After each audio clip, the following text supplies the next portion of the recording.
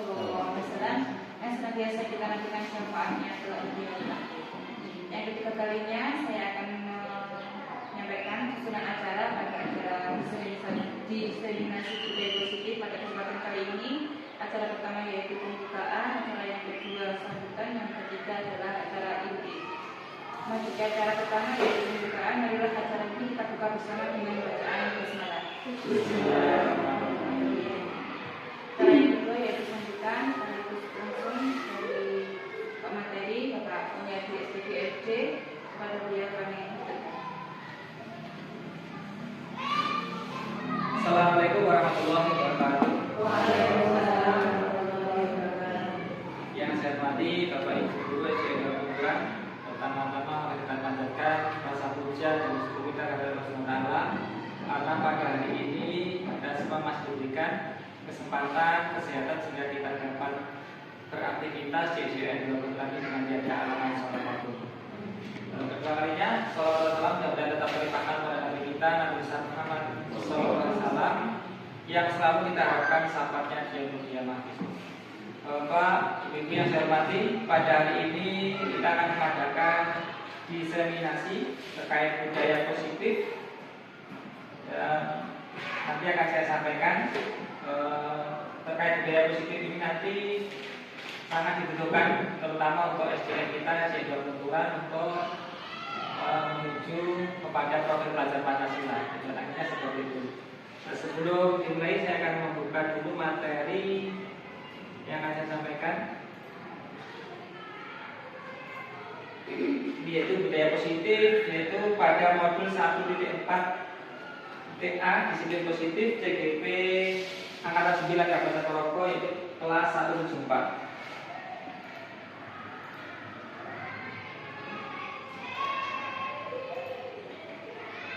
Masih ada kendala sedikit.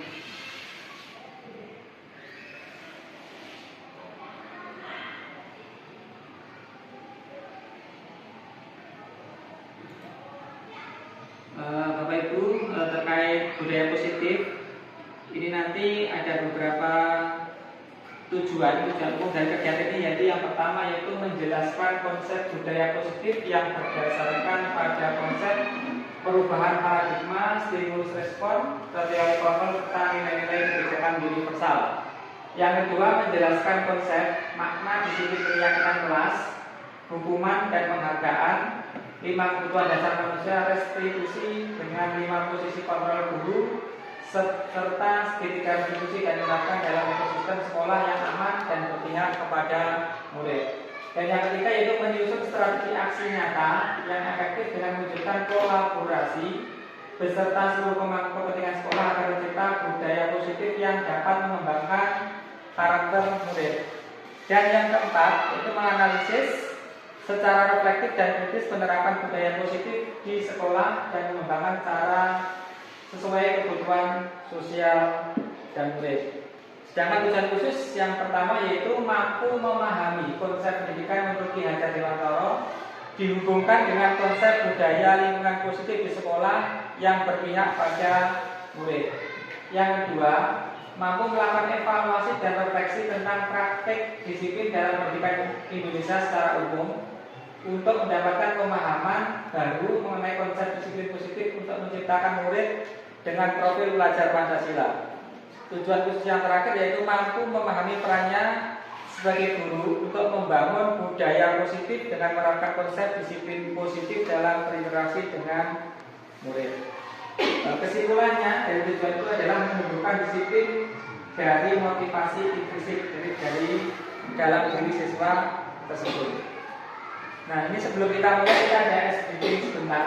Nah, kira-kira Bapak Ibu ini di sebelah kanan itu ada sebuah gambar, ada pete, ada gambar sandal. Itu kira-kira apa? Petenis sandal. Oh, petenis sandal. Ya, betul. Terus sebelahnya ada coba gambar juga.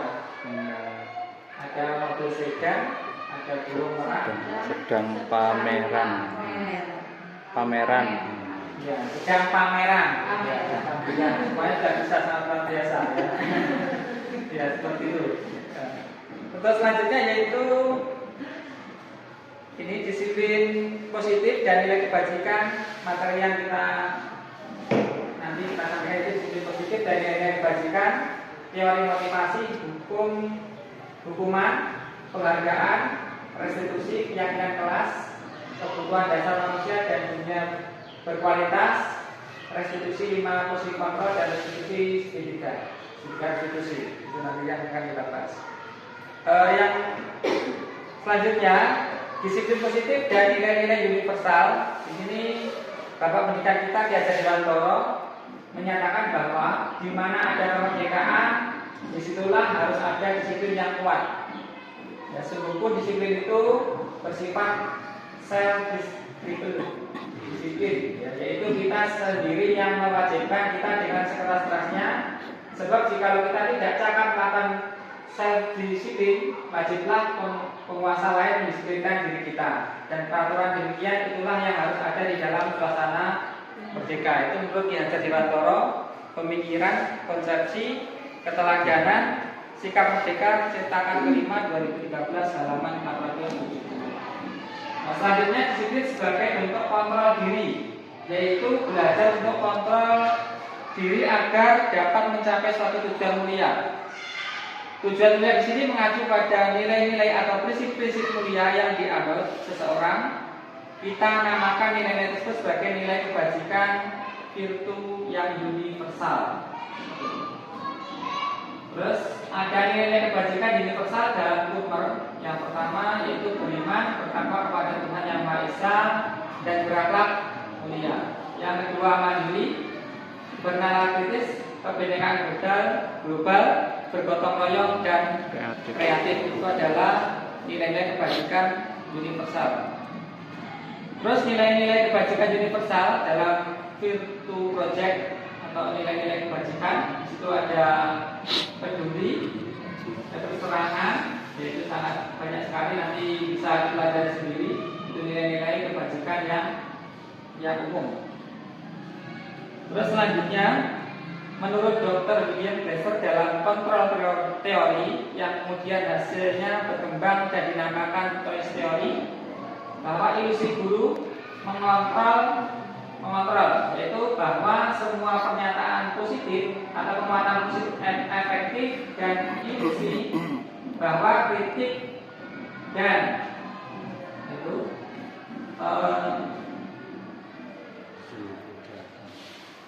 kritik dan apa itu ya, orang merasa bersalah dapat memakan karakter.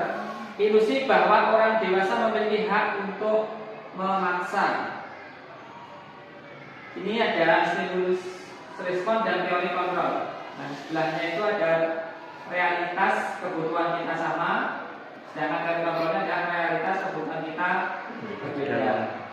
Untuk yang kedua, semua orang melihat hal yang sama, sedangkan untuk teori kontrolnya setiap orang memiliki gambaran berbeda. Selanjutnya kita mencoba mengubah orang akan berpandangan sama dengan kita, sedangkan teori kontrolnya kita berusaha memahami pandangan orang lain tentang dunia. Selanjutnya, perilaku buruk dilihat sebagai suatu kesalahan, sedangkan teori kontrol semua perilaku memiliki sebuah tujuan. Selanjutnya, orang lain bisa mengontrol saya, sedangkan teori kontrol hanya Anda yang bisa mengontrol diri Anda. Maksudnya itu apapun yang kita lakukan, yang bisa mengontrol itu adalah diri kita sendiri. Itu berdasarkan teori kontrol. Kalau stimulus respon itu bahwa orang lain itu bisa menguasai kita itu menjadikan orang lain. Selanjutnya, saya bisa mengontrol orang lain. Bahwanya Anda tidak bisa mengontrol orang lain. Jadi pada dasarnya kita itu tidak bisa mengontrol orang lain. Pemaksaan ada pada saat rujukan gagal. Sedangkan teori kontrolnya, kolaborasi dan konsensus menciptakan pilihan-pilihan baru.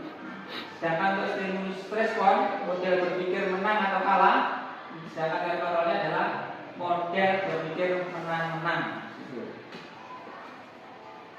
Selanjutnya, stimulus materi. Dan itu sebagai seorang pendidik, saat Anda perlu hadir tepat waktu, motivasi apakah yang mendasari tindakan Anda? Seperti kita ketika kita berangkat bekerja, kita ke sekolah, kita itu diharapkan hadir tepat waktu, Ya, motivasi apakah yang berdasar tindakan Anda? Apakah Anda hadir karena tidak ingin ditegur oleh kepala sekolah dan mendapatkan surat teguran dari keterangan menghindari keterangan Anda dan mendapatkan surat teguran atau menghindari ketidaknyamanan dan hukuman? Atau Anda ingin dilihat dan dipuji oleh lingkungan Anda atau mendapat penghargaan sebagai kepala sekolah berprestasi atau mendapatkan imbalan atau penghargaan dari orang lain? Atau Anda ingin menjadi pembelajar sepanjang hayat, menjadi orang yang berusaha dan bertanggung jawab serta menghargai diri Anda sendiri sebagai teladan bagi murid-murid Anda, guru-guru Anda serta lingkungan Anda karena Anda percaya tindakan Anda sebagai pemimpin pembelajaran akan jadi panutan oleh lingkungan Anda atau menghargai nilai-nilai kebajikan diri sendiri. Seperti itu. Masih stimulus materi. Bila di sekolah Anda tidak ada peraturan yang mengharuskan guru datang tepat waktu dan tidak ada surat teguran bagi guru yang datang terlambat dan tidak ada atasan yang memuji Anda, apakah Anda tetap datang tepat waktu untuk mengajar murid Anda? Jelaskan alasan Anda. Kira-kira bagaimana? Ada yang punya pendapat? Seandainya di sekolah itu tidak ada sebuah aturan, apakah Anda itu akan tetap datang tepat waktu untuk tadi, untuk melaksanakan tugas, atau mungkin dia dipuji oleh murid-murid atau mungkin guru yang lain? Kira-kira bagaimana? Untuk datang sekolah, sekolah tetap tepat waktu. Itu karena tanggung jawab tadi ya. Nah, selanjutnya motivasi perilaku. Nah, seperti ini. Untuk menghindari ketidaknyamanan hukuman. Ya, ini adalah tingkat terendah dari motivasi perilaku manusia. Biasanya orang motivasi perilaku untuk menghindari hukuman atau ketidaknyamanan akan bertanya, apa yang akan terjadi apabila saya tidak melakukannya. Sebenarnya mereka sedang menghindari permasalahan yang mungkin muncul dari berpengaruh pada mereka secara fisik, psikologis, maupun tidak terpenuhi kebutuhan mereka. Bila mereka tidak melakukan tindakan tersebut, motivasi ini bersifat eksternal. Yang kedua, untuk mendapatkan imbalan atau penghargaan dari orang lain. Jadi kadang orang itu ingin datang tepat waktu dan lain-lain itu karena ingin mendapat penghargaan dari orang lain, baik itu berupa ucapan maupun hadiah, seperti itu. Jadi satu tingkat di atas motivasi yang pertama, di sini orang berperilaku untuk mendapatkan imbalan atau penghargaan dari orang lain. Orang dengan motivasi ini akan bertanya, apakah yang akan saya dapatkan apabila saya melakukannya? Mereka melakukan sebuah tindakan untuk mendapatkan pujian dari orang lain yang menurut mereka penting dan mereka letakkan dalam dunia berkualitas mereka. Mereka juga melakukan sesuatu untuk mendapatkan hadiah, pengakuan atau imbalan. Motivasi juga bersifat eksternal.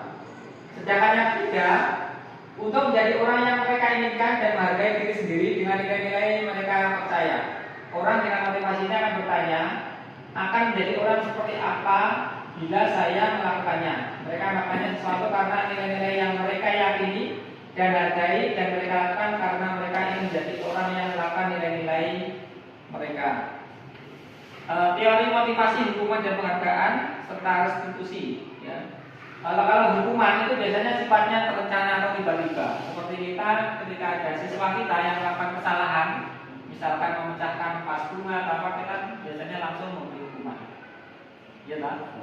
Ya, langsung kita hukum. Biasanya seperti itu. Kita kadang kita tanpa menanyakan apa kesalahannya atau mungkin apa yang dilakukan sampai bisa memecahkan hal-hal tersebut. Jadi hukuman itu biasanya hanya bersifat searah saja dari gurunya, sifat arah seperti itu. Nah, sementara disiplin dalam bentuk konsekuensi sudah terencana atau sudah disepakati, sudah dibahas dan disetujui oleh murid dan guru. Umumnya bentuk-bentuk konsekuensi dibuat oleh pihak guru. Murid sudah mengetahui sebelumnya konsekuensi yang akan diterima bila ada sebuah pelanggaran. Nah, jadi bedanya konsekuensi dan hukuman seperti itu. Kalau konsekuensi itu sudah diketahui oleh murid, ya sudah ada kesepakatan sebelumnya di dalam kelas. Misalkan dalam kelas nanti ada pembuatan kesepakatan kelas, nanti akhirnya dijadikan sebagai keyakinan kelas itu ya. Jadi nanti anak-anak itu dibuat aturan, jadi yang buat anak-anak sendiri, per anak-anak disuruh menuliskan, misalkan tidak boleh membuang sampah di kelas, seperti itu, tidak boleh makan di dalam kelas, dan salah satunya seperti itu. Nah, sedangkan untuk restitusi adalah proses menciptakan kondisi bagi murid untuk memperbaiki kesalahannya mereka sehingga mereka bisa kembali pada kelompok mereka dengan karakter yang lebih kuat. Itu menurut dosen terbitan 2004. Restitusi juga merupakan proses kolaboratif yang mengajarkan murid untuk mencari solusi masalah mereka dan membantu murid berpikir tentang orang seperti apa yang mereka inginkan dan bagaimana mereka harus melakukan orang lain. Menurut Johnson terbitan tahun 1996. Jadi bedanya hukuman, kalau hukuman tadi sifatnya searah, sedangkan yang tadi konsekuensi tadi sudah ada kesepakatan dari bapak ibu guru bersama murid-muridnya.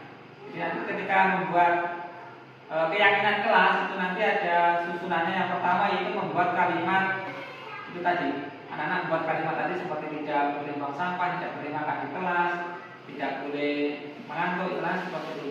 Dari kalimat-kalimat tidak nanti akan diubah menjadi sebuah kesepakatan kelas dengan kalimat positif.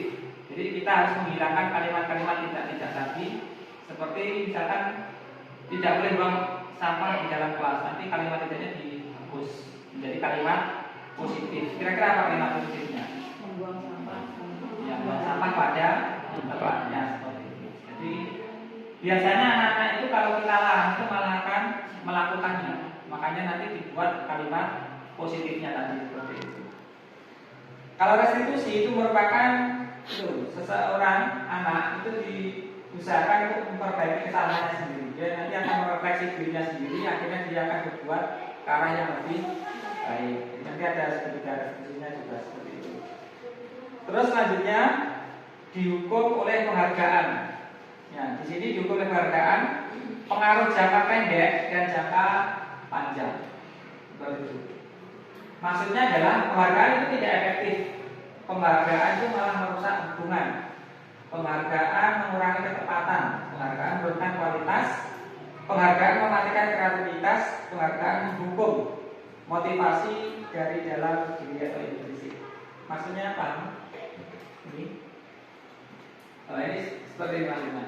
Jadi seseorang itu ketika akan mendapatkan sebuah penghargaan atau grade itu akan melakukan sesuatu kedisiplinan karena adanya penghargaan tersebut. Jadi ketika nanti tidak ada penghargaan, anak-anak itu tidak akan melakukan kebaikan lagi atau hal-hal yang tata tertib yang ada di sekolah. Bisa jadi kelas 1 biasanya 2 anak, misalkan ketika mau masuk kelas, semua anak itu dikasih permen.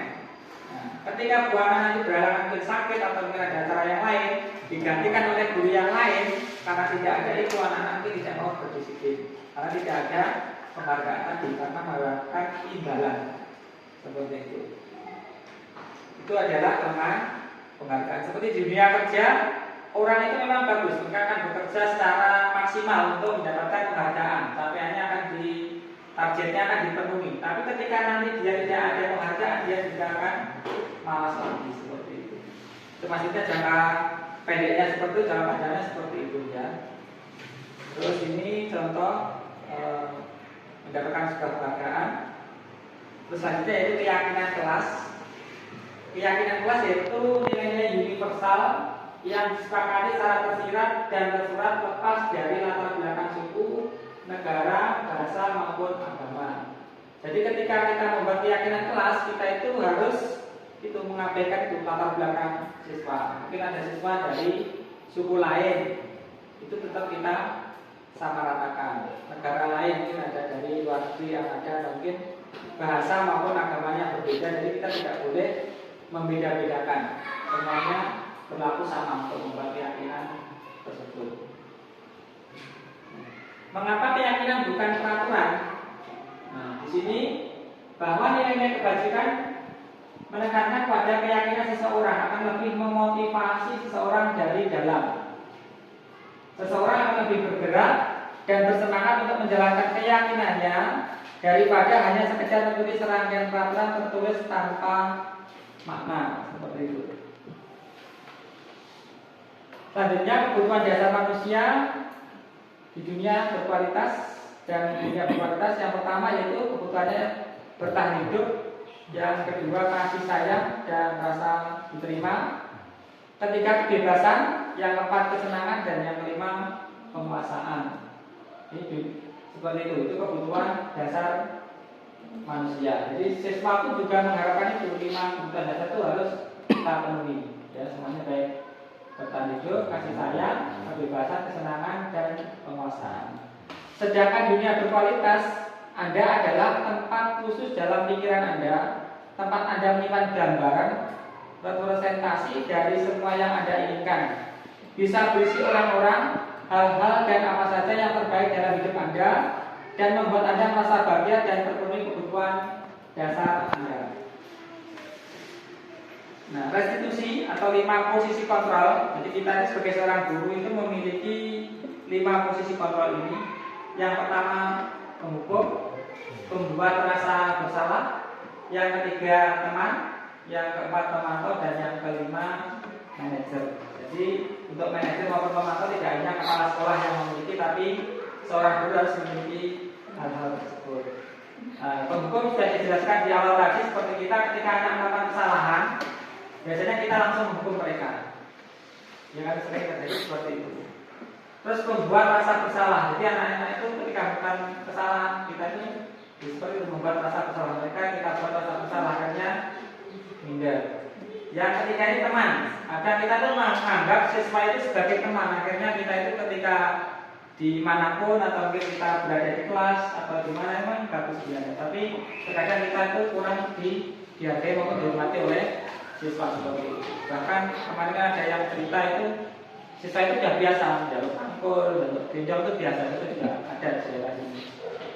Terus sebagai pemantau, jadi selain itu kita juga harus memantau aktivitas siswa dalam pembelajaran maupun jam istirahat, dalam aktivitas apapun kita perlu memantau mereka. Ya.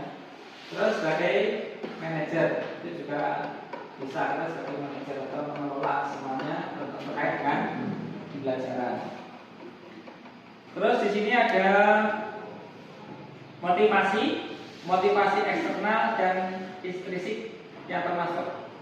Setelah itu ada identitas gagal dan ada identitas berhasil atau sukses. Di situ ada perilaku kontrol negatif, tadi sebagai penghukum, membuat orang merasa bersalah. Terus untuk pelaku kontrol positif, teman dan pemantau, itu yaitu situ guru berbuat menghardik, menunjuk, menyakiti, dan menyindir. Itu adalah ketika kita menghukum. Membuat orang bersalah, berceramah menunjuk kekecewaan mendalam. Ya, istilahnya membuli seperti itu ya. Terus membuatkan alasan-alasan untuk murid-muridnya. Sedangkan pemantau menghitung dan mengukur, sedangkan manajer yaitu mengajukan pertanyaan-pertanyaan seperti itu. Kalau kita ketika akan menjadi melakukan kesalahan, kita itu bisa menjadi seperti tadi, menghukum, membuat orang merasa bersalah sebagai teman, pemantau, dan manajer. Yang dilakukan kita sebagai penghukum, kita menghargai, menunjuk tadi ya. Terus membuat orang bersalah untuk berceramah, menunjuk kekecewaan yang mendalam. Bila sebagai teman, membuat alasan untuk murid-muridnya, istilahnya melindungi siswanya melakukan kesalahan. Pemantau menghitung dan mengukur, sedangkan sebagai manajer mengajukan sebuah pertanyaan-pertanyaan. Sebagai guru berkata, kalau kamu tidak melakukannya, saya akan saya akan menghukummu atau saya akan memanggil orang tuamu seperti itu. Ya. Terus selanjutnya membuat orang merasa bersalah, kamu sudah mengecewakan bapak atau ibu. Selanjutnya untuk sebagai teman, lakukan untuk bapak ibu yang sudah nanti bapak ibu bantu bereskan seperti itu. Terus sebagai pemantau, apa peraturannya, apa konsekuensinya, dan sedangkan untuk kontrol diri untuk sebagai manajer, apa yang kita yakini, apa kamu meyakini hal tersebut? Kalau kamu meyakini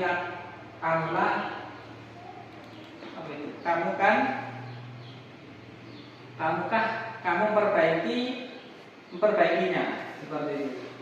Sedangkan untuk hasilnya memberontak, pendendam, menyalahkan orang lain. Sedangkan sebagai pembuat merasa bersalah, menyembunyikan atau menyangkal dan berbohong. Sedangkan sebagai teman ketergantungan, pemantau menyesuaikan bila diawasi, sedangkan manajer menguatkan watak atau karakternya. Nah ini juga hampir sama. Nah di sini ada segitiga restitusi. Jadi ketika ada anak yang melakukan kesalahan itu ada 3 tahapan segitiga restitusi. Yang pertama menstabilkan identitas.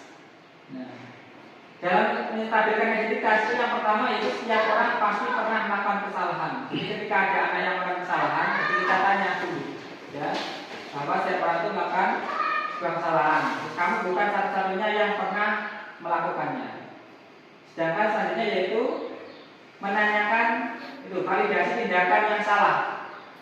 Bisa diajukan pertanyaan, kamu tentu punya alasan mengapa melakukan itu. Selanjutnya, adakah cara yang lebih efektif untuk mendapatkan apa yang kamu butuhkan? Selanjutnya, menanyakan keyakinan, kamu ingin menjadi orang seperti apa? Atau mungkin keyakinan kelas apa yang telah kita sepakati seperti itu.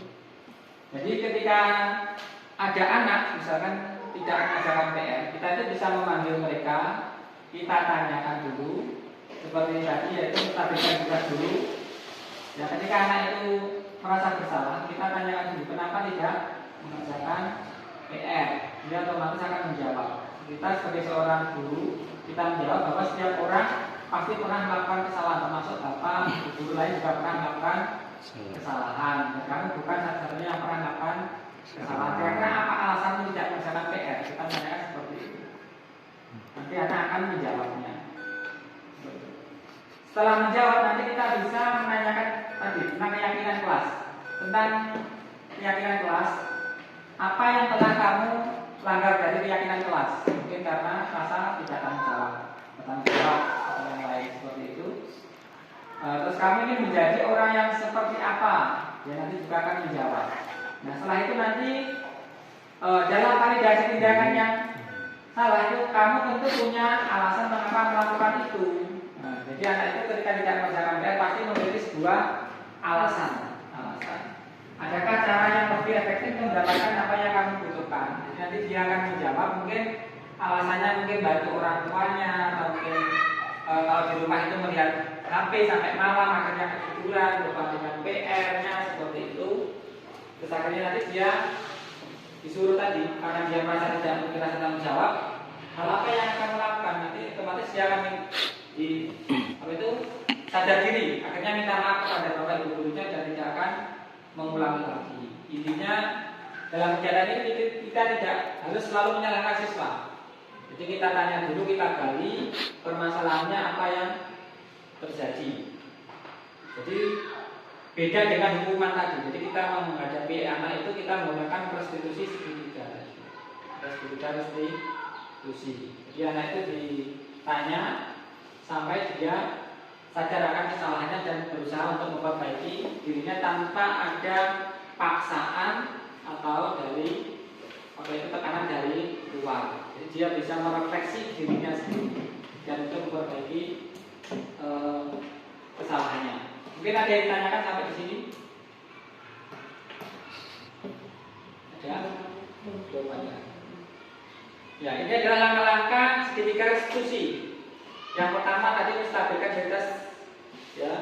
Bagian dasar dari segala bertujuan untuk mengubah identitas anak dari orang yang gagal karena melakukan kesalahan menjadi orang yang sukses. Anak yang melanggar peraturan karena sedang mencari perhatian adalah anak yang sedang mengalami kegagalan. Terus yang kedua, validasi tindakan yang salah. Setiap tindakan kita dilakukan dengan suatu tujuan, yaitu memenuhi kebutuhan dasar. Jadi ketika anak itu melakukan kesalahan, pasti dia memiliki sebuah tujuan karena ini memenuhi kebutuhannya tadi, kebutuhan dasar manusia yang kelima tadi. Kalau kita memahami kebutuhan dasar apa yang mendasari sebuah tindakan, kita akan bisa menemukan cara-cara paling efektif untuk memenuhi kebutuhan tersebut. Terus yang ketiga, menanyakan keyakinan. Di teori kontrol menyatakan bahwa kita pada dasarnya termotivasi secara internal dari dirinya sendiri. Ketika identitas sukses telah tercapai, langkah pertama dan tidak tingkah laku yang salah untuk divalidasi. Langkah kedua, maka anak akan siap untuk dihubungkan dengan nilai-nilai yang dia percaya dan berpindah menjadi yang dia inginkan. Nah, ini ada contoh kasus, yaitu ini kebetulan yang dari SMP, minta lihat juga ada yang SD gitu.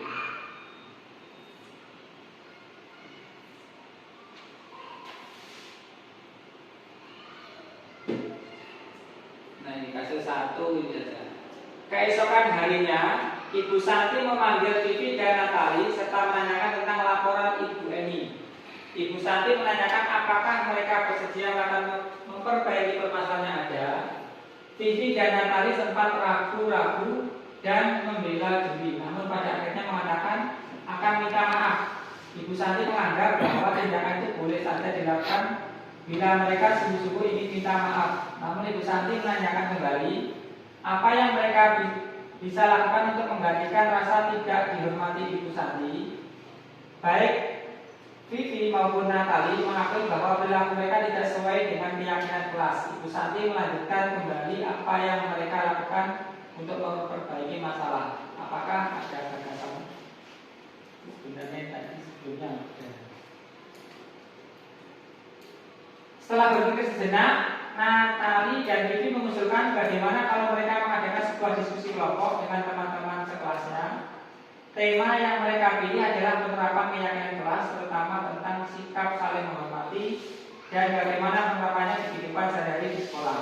Usulan kedua adalah mengirim email kepada Ibu Eni tentang gagasan mereka tersebut.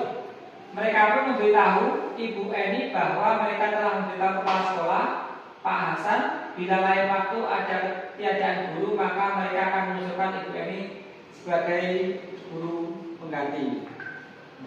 Dalam kasus di atas, langkah-langkah restitusi apa yang sudah dijalankan oleh Ibu Santi? Yang kedua, menurut Anda, apakah restitusi yang diusulkan Vivi dan Natali sudah sesuai dengan pelanggaran yang telah dibuat? Apakah langkah-langkah restitusi yang telah diusulkan mereka?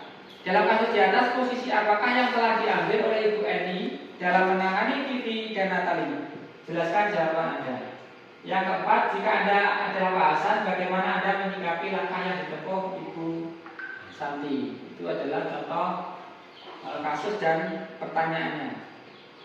Jawaban pertanyaan yang pertama, dalam kasus di atas, langkah-langkah restitusi yang telah atau sudah dijalankan oleh Ibu Santi, yang pertama menstabilkan identitas. Ibu Santi menanggapi bahwa tindakan itu boleh saja dilakukan bila mereka sungguh-sungguh ingin minta maaf. Yang kedua yaitu validasi tindakan.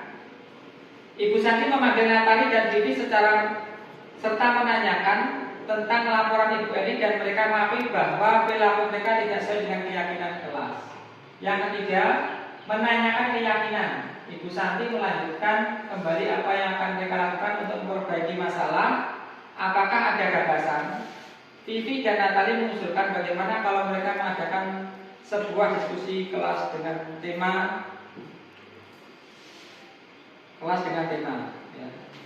Terus pertanyaan yang kedua, menurut Anda apakah restitusi yang diusulkan Vivi dan Natali sudah sesuai dengan pelanggaran yang dibuat? Apakah langkah-langkah restitusi yang telah diusulkan mereka?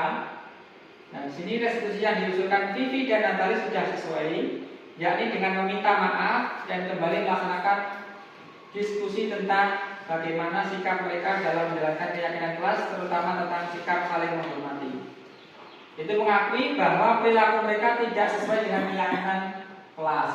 Vivi dan Natali meminta maaf kepada Ibu Eni dan menunjukkan sikap yang lebih santun. Selanjutnya mengadakan diskusi kelompok dengan tema keyakinan kelas tentang sikap saling menghormati dan bagaimana penerapannya di kehidupan sehari-hari sekolah. Yang terakhir, mengirim email kepada Ibu Eni tentang gagasan mereka tersebut.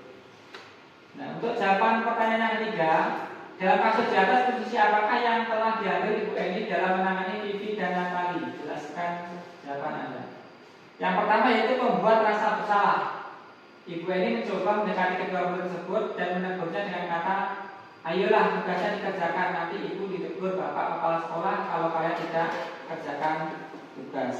Yang kedua, sebagai teman, mencoba menyapa Vivi dan Natali dengan ramah sambil mengingatkan mereka untuk tetap fokus pada pengerjaan tugas. Tolong bantu ibu ya. Namun Vivi dan Natali malah jadi tertawa. Selanjutnya sebagai pemantau, Ibu Eni melaporkan Vivi dan Natali ke Bu Eni. Pada kesempatan lain, bila Bu Eni menggantikan guru lain, Vivi dan Natali dapat menunjukkan sikap yang lebih santun. Sedangkan untuk pertanyaan yang keempat, jika Anda adalah Pak Hasan, bagaimana Anda menyikapi langkah-langkah yang ditempuh Ibu Santi? Maksudnya ini sebagai manajer. Ya, sikap sebagai Pak Hasan yang pertama, mendukung langkah-langkah Bu Santi dalam menyikapi kasus Vivi dan Natali karena langkah yang diambil sudah sesuai dengan langkah-langkah restitusi. Yang kedua, mengapresiasi posisi kontrol Bu Santi sebagai seorang manajer yang membimbing Vivi dan Natali bertanggung jawab atas kesalahan yang dilakukan. Ini kasus yang kedua, hampir sama. Nah, kita langsung ke kasus selanjutnya. Ini sebuah contoh kasus. Ibu Dani sedang menjelaskan pelajaran bahasa Inggris di papan tulis. Namun beliau memperhatikan bahwa Fajar malah tidur-tiduran dan tampak acuh tak acuh pada pelajarannya. Fajar coba menjawab pertanyaan nomor 3, maju ke depan dan kerjakan di papan tulis. Fajar pun tampak malas-malasan, maju ke depan dan sesampai di depan papan tulis, Fajar pun hanya diam terpaku sambil memegang buku bahasa Inggrisnya dan memainkan spidolnya di tangannya. Ayo Fajar, makanya jangan tidur-tiduran, lain kali perhatikan. Sudah sana duduk. Fajar pun kembali duduk di bangkunya. Hal seperti itu sudah seringkali terjadi pada Fajar. Seperti tidak memperhatikan, acuh tak acuh dan nilainya pun tidak terlalu baik untuk pelajaran bahasa Inggris. Pada saat ditegur oleh Ibu Dani, Fajar hanya menjawab tidak tahu Bu. Ibu Dani pun menjawab diri.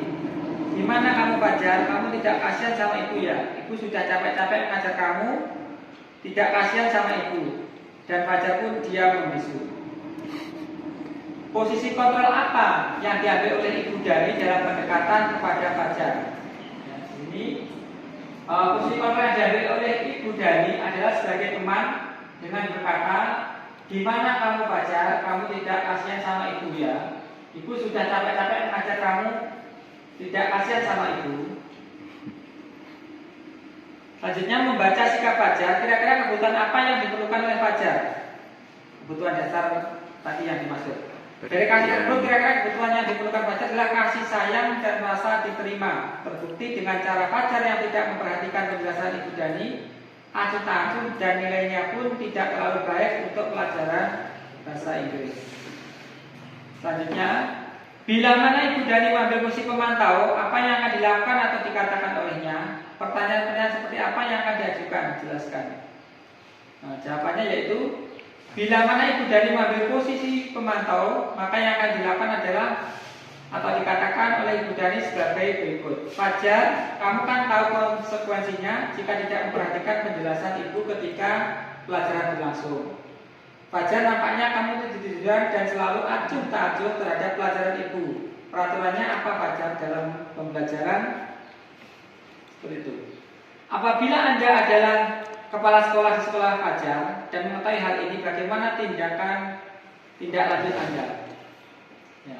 Tindak lanjut saya sebagai kepala sekolah Fajar sebagai berikut. Yang pertama, mengajak Ibu Dani dan wali kelas untuk berdiskusi terkait permasalahan yang dialami Fajar dalam pembelajaran bahasa Inggris di kelas. Yang kedua, mengajar Fajar untuk berdiskusi terkait permasalahan yang dialaminya di kelas saat pelajaran bahasa Inggris. Kepala sekolah menggunakan prinsip ketika restitusi untuk mendapatkan solusi terbaik dengan tahapan berikut. Yang pertama, menstabilkan identitas. Dalam tahapan ini yang disampaikan kepala sekolah kepada Fajar yaitu Fajar sebagai manusia wajar jika capek atau bosan terhadap satu pelajaran. Yang kedua, validasi tindakan yang salah. Fajar, kamu tentu punya alasan mengapa kamu tidur-tiduran di kelas saat pelajaran bahasa Inggris. Yang ketiga, menanyakan keyakinan. Selanjutnya, Untuk kasus selanjutnya hampir sama. Mungkin sampai di sini mungkin ada yang perlu ditanyakan terkait disiplin positif.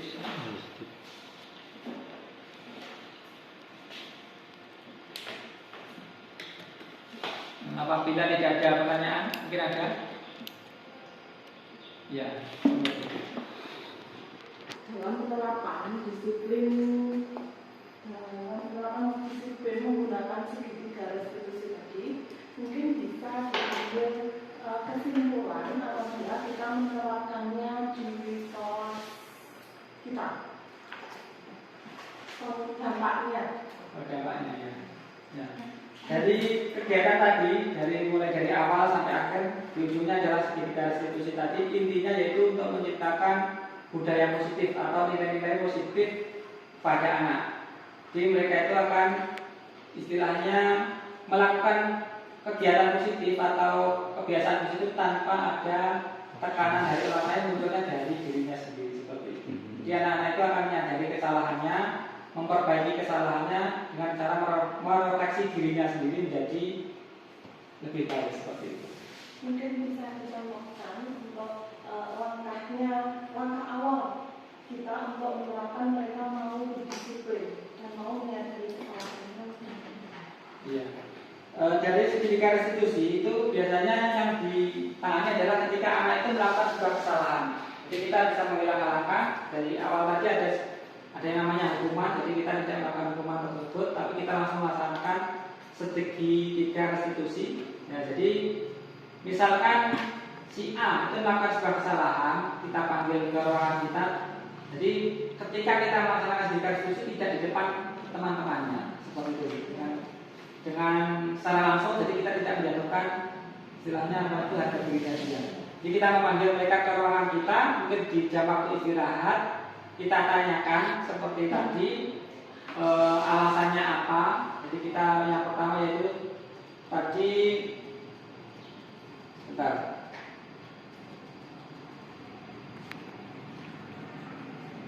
Ada 3 tahapan yang kita lakukan. Jadi kita tidak bisa langsung menghakimi anak secara sepihak.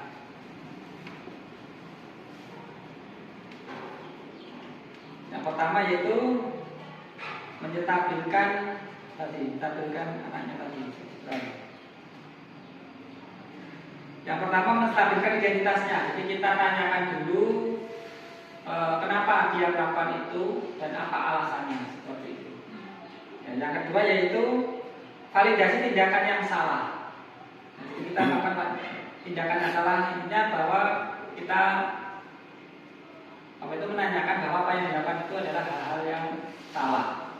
Selanjutnya yaitu kita menanyakan keyakinan kelas. Jadi kita punya keyakinan kelas yang sudah kita buat ketika dia melakukan pelanggaran itu.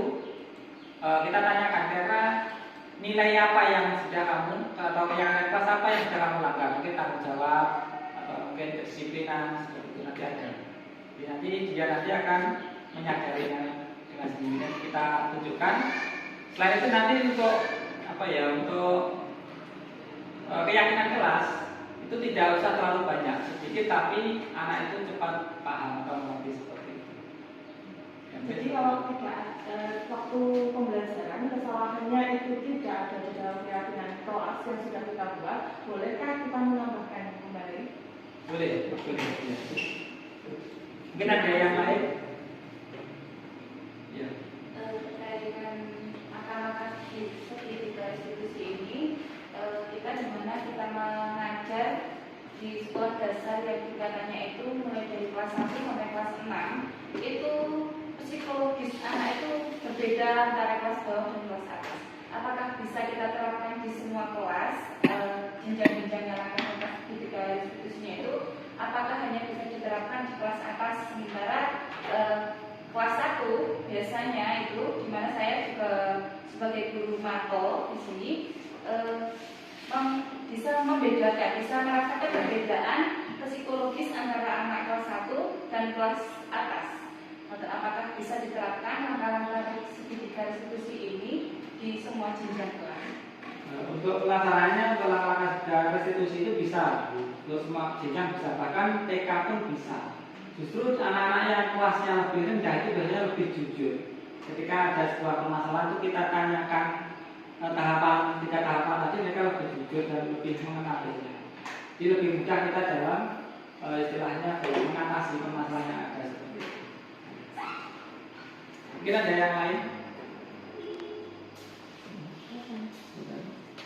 Cukup? Ya.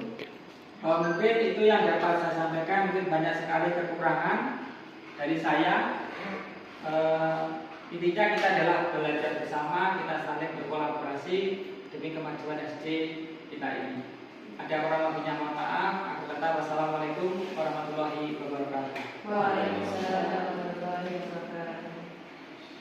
Kemudian ada yang disampaikan oleh Bapak Guru BPJSD terkait dengan budaya positif di sebenarnya ini.